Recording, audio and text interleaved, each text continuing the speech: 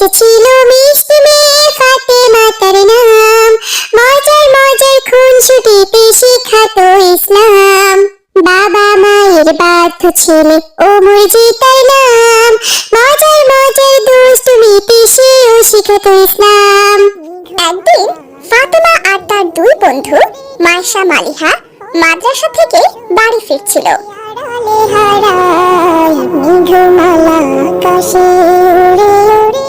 হঠাৎ মাইশা একটু মেয়েকে দেখিয়ে ফাতেমাকে বলল, ফাতেমা, ওই মেয়েটিকে দেখেছো? ওই মেয়েটিকে আমি প্রায় দেখি এই রাস্তার ধারে পড়ে থাকা কাঠের শুকনো ডালগুলো কুড়াতে আসে। ওর তো বয়স 8টা সবে।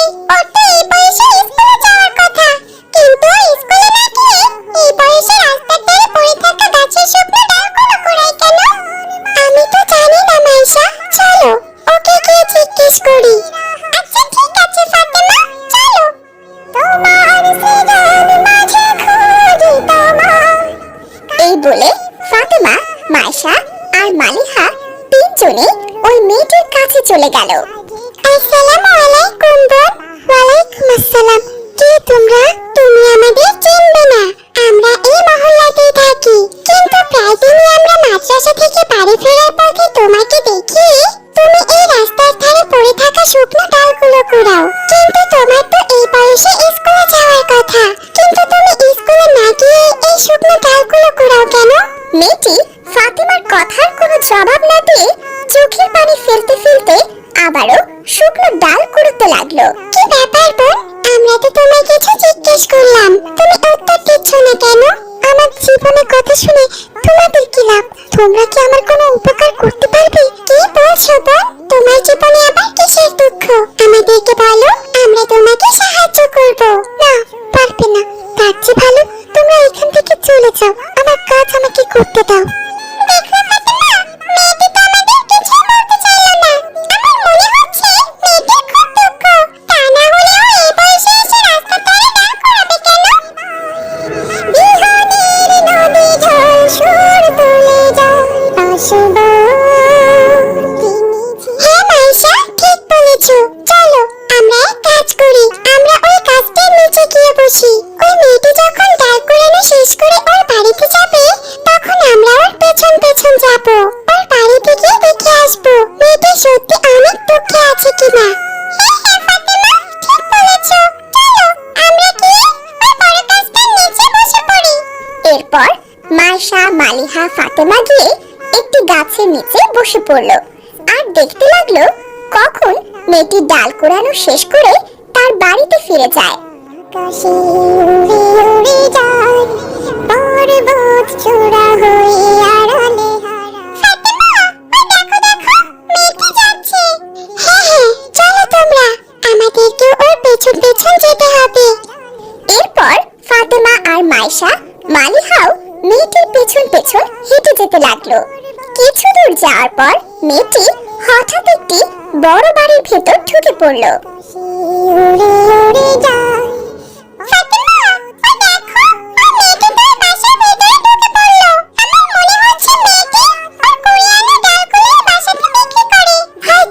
আচ্ছা চলো আমরা একটু অপেক্ষা করি, দেখি মেয়েটি বের হয় কিনা। উড়ে উড়ে যায়।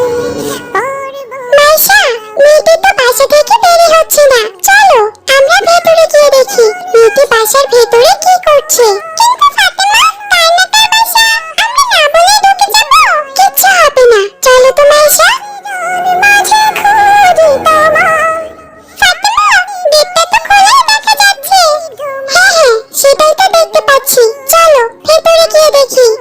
এই বলে ওরা তিনজনই সেই বাসার ভেতরে ঢুকে গেল আর ভেতরে গিয়ে দেখলো এক মহিলা বড় একটি লাঠি হাতে নিয়ে দাঁড়িয়ে আছে আর মেয়েটি ওই মহিলার সামনে দাঁড়িয়ে কান্না করছে। আই হারামজাদি, আজ মাত্র এই কয়টা খড়ি এনেছিস? এই অল্প খড়ি দিয়ে কি 3 বেলার রান্না হবে? মা, 3 বেলায় কেন খড়ি দিয়ে রান্না করতে হবে? বাসায় তো গ্যাসের চুলাও আছে, গ্যাসের চুলাতেই তো রান্না করা হয়। শুনেছো নবাবজাদির কথা? সে করবে গ্যাসের চুলায় রান্না। গ্যাসের যে দাম, গ্যাস শেষ হলে কি তোর মরা মা এসে গ্যাস কিনে দিয়ে যাবে? আমার মরা মা কেন গ্যাস কিনে দিয়ে যাবে? আমার বাবা তো এখনো বেঁচে আছে। আছেন আর সে হাজার হাজার টাকা আয় করেন। গ্যাস শেষ হলে বাবা গ্যাস কিনে আনবে। এই বাড়িতে তুই যতদিন আছিস ততদিন গ্যাসের চুলায় কোনো রান্না হবে না, বুঝেছিস?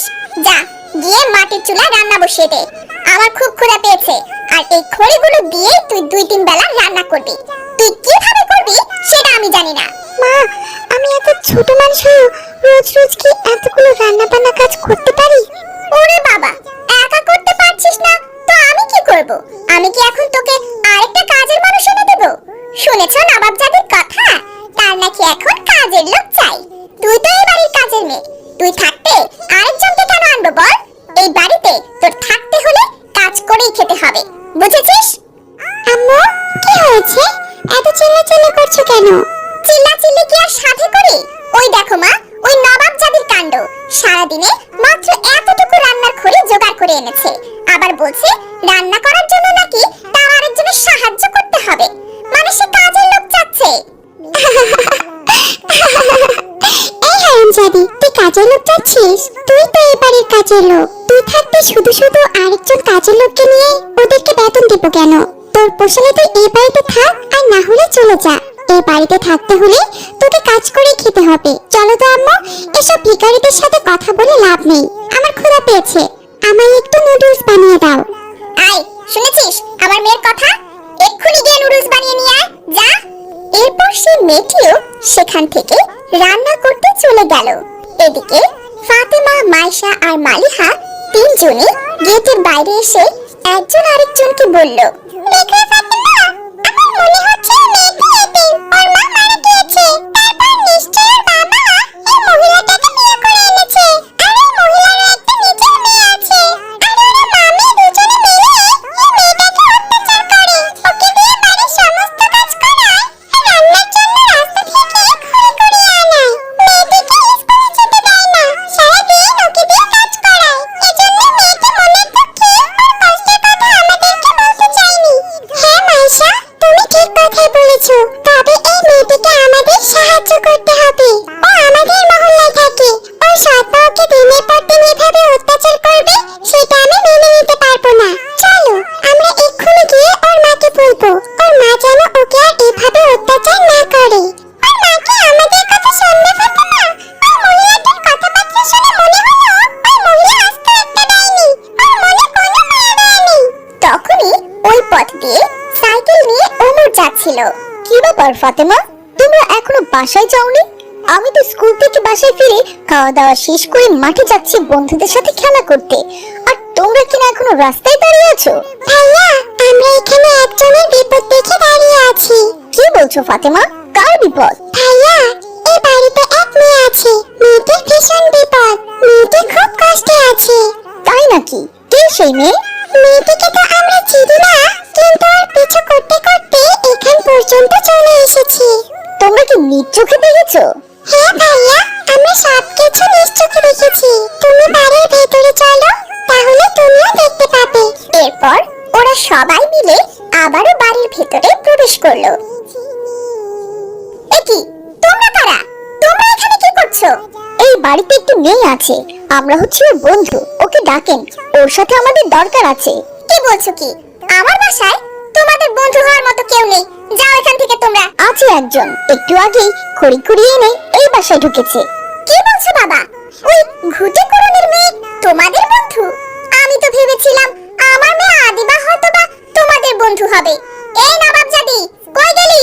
এদিকে আয়, দেখ তোর বন্ধুরা এসেছে। মেঘমালা আকাশে। কি ব্যাপার, তোমরা আমার পেছন পেছন আমার বাড়ি পর্যন্ত চলে এসেছো? যাও এখান থেকে, যাও বলছি। হ্যাঁ, শুধু বাড়ি পর্যন্ত নয়, আমরা তোমাদের সমস্ত কথা শুনেছি, আর আমরা বুঝে গিয়েছি তুমি এই বাড়িতে খুবই কষ্টে আছো। এই যে আন্টি শুনুন, আপনি এই মামারা মেয়েটাকে কেন প্রতিনিয়ত কষ্ট দিচ্ছেন? আপনারা তো একটা নিজের মেয়ে আছে, তার সাথে কেউ যদি এমন ব্যবহার করত তাহলে আপনার কেমন লাগতো বলেন? ওর তো এই বয়সে স্কুলে যাওয়ার কথা, আর আপনি ওকে স্কুলে না পাঠিয়ে এই বয়সে আপনি ওকে রাস্তায় খড়ি কুড়াতে পাঠিয়েছেন।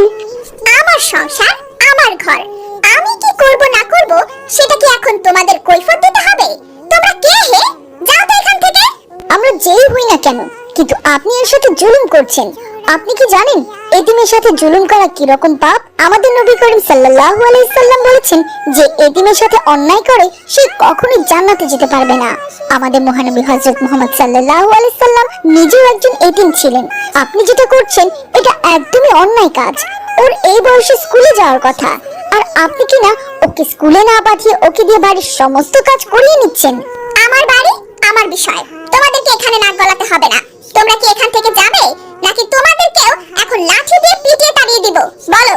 হ্যাঁ হ্যাঁ, আমরা তো এইখান থেকে যাবই, তবে একটু পরেই পুলিশ নিয়ে আবারও ফিরে আসবো।